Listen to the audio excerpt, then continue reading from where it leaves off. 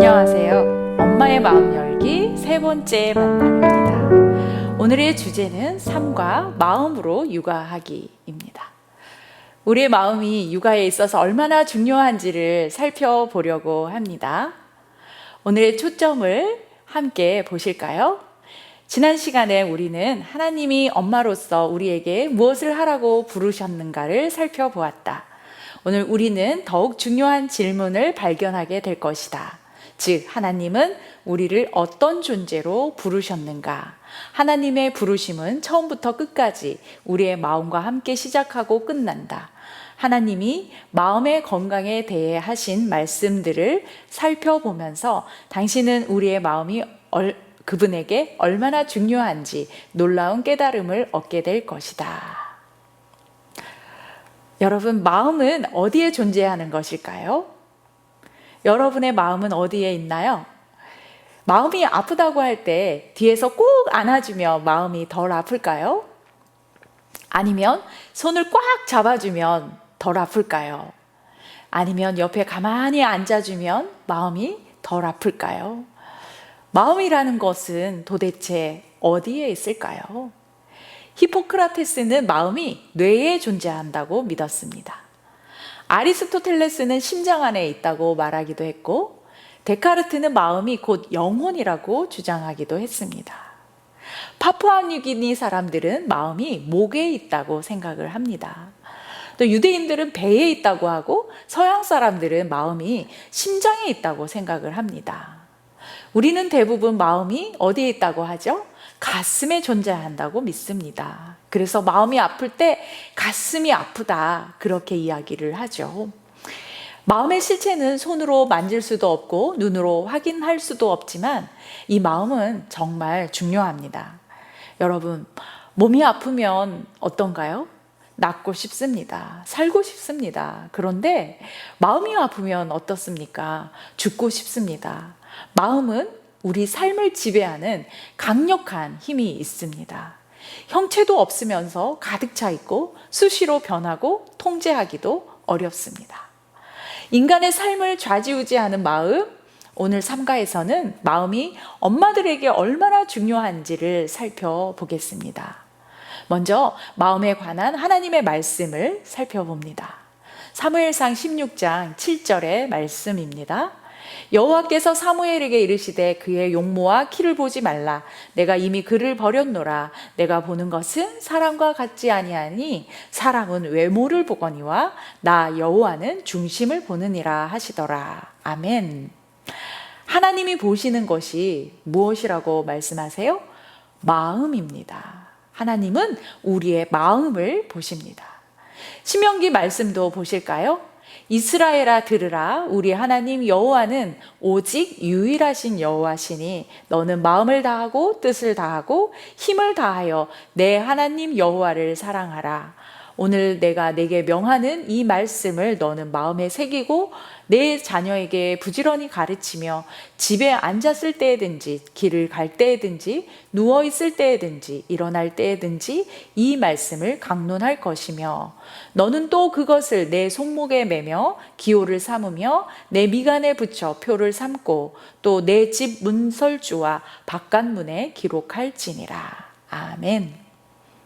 하나님께서 엄마에게 원하시는 것이 있다고 말씀하십니다. 그것은 하나님을 사랑하라, 하나님께 순종하라, 하나님을 가르치라. 하나님께서 우리에게 요구하시는 것도 있지만 또 주신다고 약속하시는 것도 있습니다. 신명기 말씀을 읽어볼까요? 그러나 내가 거기서 하나님 여호와를 찾게 되리니 만일 마음을 다하고 뜻을 다하여 그를 찾으면 만나리라. 아멘. 어떻게 해주신대요? 만나주신다고 하셔요. 어떻게 할 때? 우리가 하나님을 전심으로 찾으면, 즉 우리의 영혼과 마음을 다해서 그분을 찾으면 우리는 하나님을 만나게 됩니다. 우리는 전심으로 하나님을 찾아야 합니다. 왜냐하면 우리를 변화시켜 주시는 분은 오직 여호와 하나님 한 분뿐이시기 때문입니다. 에스겔의 말씀입니다. 36장 25절 26절 말씀. 맑은 물을 너희에게 뿌려서 너희로 정결하게 하되 곧 너희 모든 더러운 것에서와 모든 우상 숭배에서 너희를 정결하게 할 것이며 또 내 새 영을 너희 속에 두고 새 마음을 너희에게 주되 너희 육신에서 굳은 마음을 제거하고 부드러운 마음을 줄 것이며. 아멘. 우리의 마음은 어떻게 변화될 수 있을까요? 우리의 마음은 오직 하나님만이 변화시켜 주실 수 있습니다. 우리가 어떻게 할 때 우리가 회개하고 돌아오면 하나님은 우리를 치료하고 회복시켜 주십니다. 하나님은 우리의 마음을 찾으시고 또한 엄마됨을 바르게 실천할 수 있는 마음을 주시는 분이십니다. 26절을 읽어보실까요? 또 새 영을 너희 속에 두고 새 마음을 너희에게 주되 너희 육신에서 굳은 마음을 제거하고 부드러운 마음을 줄 것이며. 아멘. 하나님은 우리 마음에 돌같이 굳은 마음을 부드러운 마음으로 살을 입히시겠다고 하십니다. 우리의 마음이 그동안 지치고 상처받고 또 해도 끝도 없는 집안일에 또 아이들과 남편 뒷바라지에 아무리 해도 인정도 받지 못하는 외로운 마음의 돌처럼 우리의 마음이 굳어졌다 할지라도 하나님은 우리를 이 아프게 하는 그 돌들을 제거하시고 우리의 마음에 부드러운 살을 입히시겠다고 말씀하십니다. 언제 가능할까요?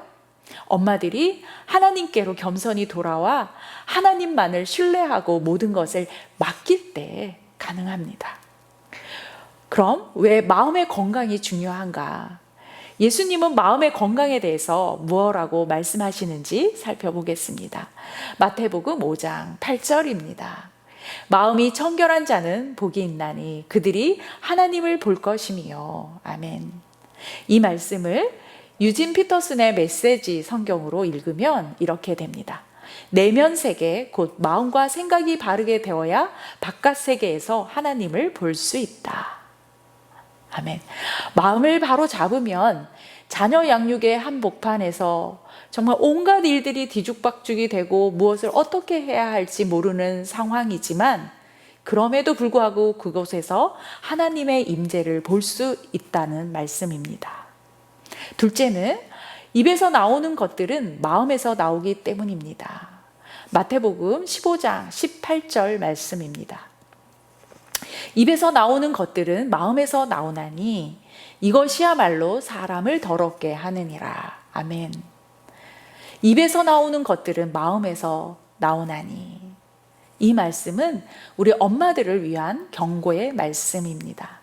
엄마의 마음은 온갖 것들로 가득 들어있는 창고입니다.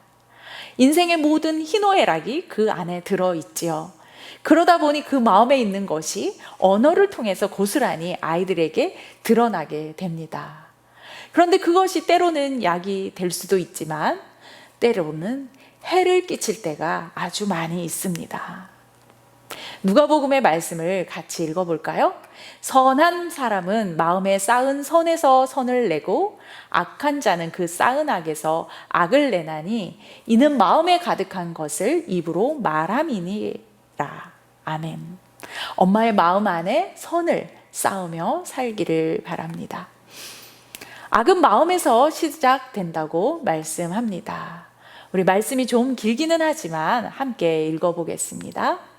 옛사람에게 말한 바 살인하지 말라 누구든지 살인하면 심판을 받게 되리라 하였다는 것을 너희가 들었으나 나는 너희에게 이르노니 형제에게 노하는 자마다 심판을 받게 되고 형제를 대하여 라가라 하는 자는 공회에 잡혀가게 되고 미련한 놈이라 하는 자는 지옥불에 들어가게 되리라.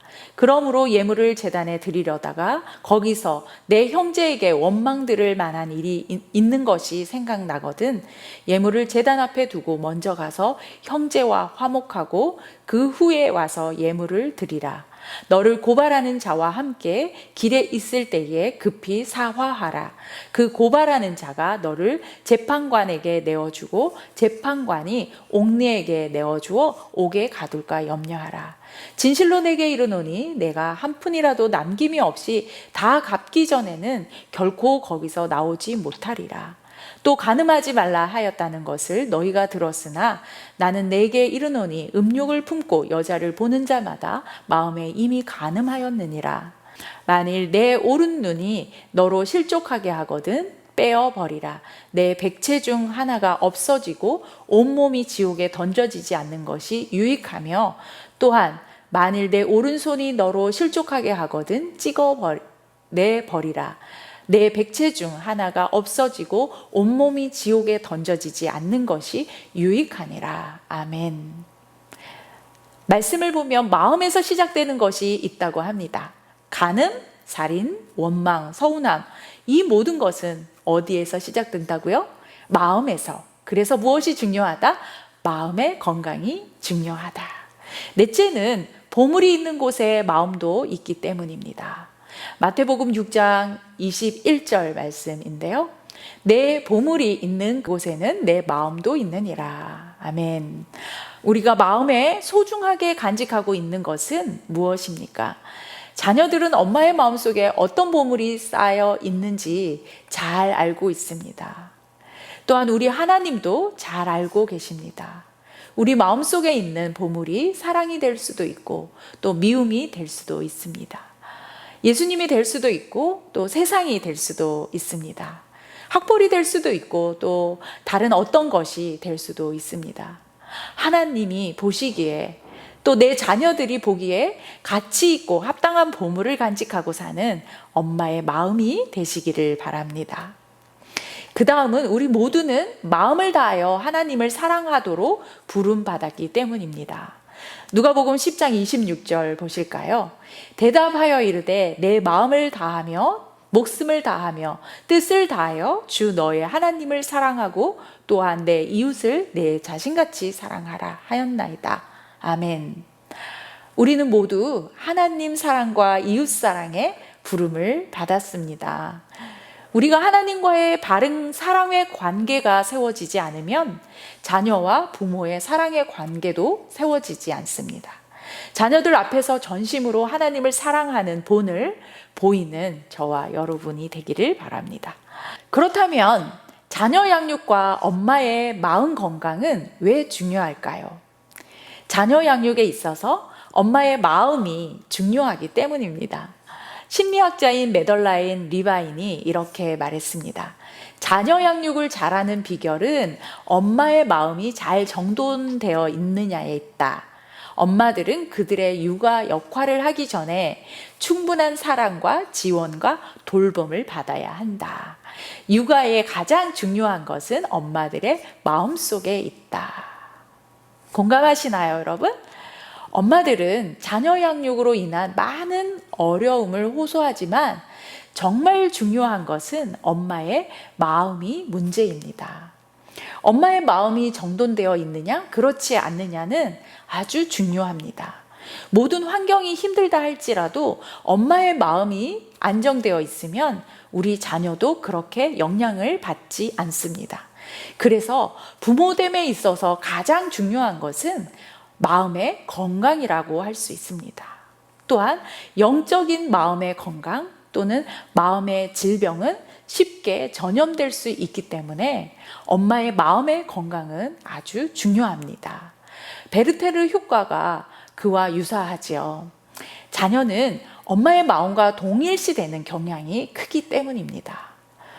이제 여러분, 마음의 건강을 지키십시오. 마음의 건강을 지키는 방법은 어디에 있을까요? 오직 하나님 뿐이십니다. 시편의 말씀인데요. 시편 139편 23절, 24절 말씀입니다. 하나님이여 나를 살피사 내 마음을 아시며 나를 시험하사 내 뜻을 아옵소서. 내게 무슨 악한 행위가 있나 보시고 나를 영원한 길로 인도하소서. 아멘. 내게 무슨 악한 행위가 있나 보시고 나를 영원한 길로 인도하소서. 어떻게 해야 우리 마음이 하나님을 만날 수 있도록 깨끗해질 수 있습니까? 우리 스스로는 깨끗하게 할 수 없습니다. 그래서 하나님께서는 예수님을 우리에게 보내주셨습니다. 우리의 마음을 부드럽게 하고 정결하게 하기 위해서 예수님이 우리 안에 오셨습니다. 우리의 마음 상태가 어떠하든지와 상관없이 하나님은 우리를 만나주시고 우리 안에 있는 불안하고 온전하지 못한 마음을 바꾸어 주시고 치유하시고 채우시고 복으로 충만하게 해주십니다. 하나님과 동행하는 삶만이 마음의 건강을 지키는 방법입니다. 마무리하겠습니다. 여러분, 어떤 엄마가 건강한 엄마인가? 마음이 건강한 엄마가 가장 건강한 엄마입니다. 내면에서 우러나오는 마음의 육아를 성공하기 위해서 우리의 마음을 더욱 하나님 앞에 활짝 열어놓고 하나님이 주시는 마음의 건강을 지속적으로 유지하기 바랍니다. 이제 우리 다 같이 함께 기도하고 세 번째 만남을 마치겠습니다. 시작. 하나님, 우리의 마음이 때로는 두렵고 약해지기도 합니다. 그러나 하나님은 우리의 마음을 아시고 우리의 약한 마음을 고치시고 치유하시며 회복하시는 줄 믿습니다. 우리의 마음을 잘 준비시키면서 자녀를 돌보게 하여 주옵소서. 하나님의 말씀을 기억하면서 우리의 마음이 하나님께서 주시는 복으로 채워지게 하옵소서. 우리의 마음 내면 깊은 곳에서부터 변화시켜 하나님으로 인해 기뻐하고 찬양하는 마음으로 바꿔 주옵소서. 예수님의 이름으로 기도합니다. 아멘. 네, 여러분 수고 많이 하셨습니다. 다음 주에 네 번째 만남으로 또 찾아뵙도록 하겠습니다. 안녕히 계세요.